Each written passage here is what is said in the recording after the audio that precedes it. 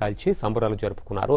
అనంతరం అక్కడి నుంచి 600 కార్లు, 500 బైక్లతో భారీ ర్యాలీ నిర్వహించారు. తనపై కార్యకర్తలు చూపిన అభిమానానికి సత్యకుమార్ కృతజ్ఞతలు తెలిపారు.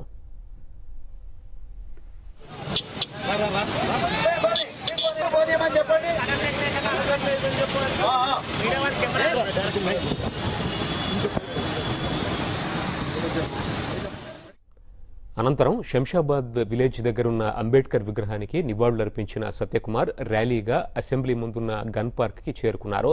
అమరవీరుల స్తూపానికి నివాళులర్పించారు. ఎమ్మెల్యే చింతల రామచంద్రారెడ్డి తదితరులు ఈ కార్యక్రమానికి హాజరయ్యారు.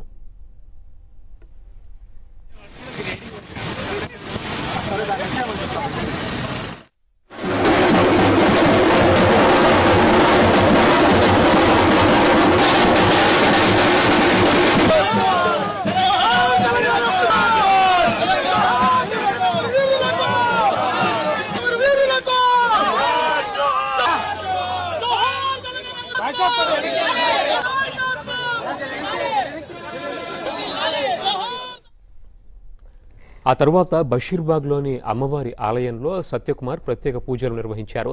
ఈ సందర్భంగా అక్కడ ఏర్పాటు చేసిన బోనాల కార్యక్రమాలు, పోతురాజుల విన్యాసాలు అందరినీ అలరించాయి.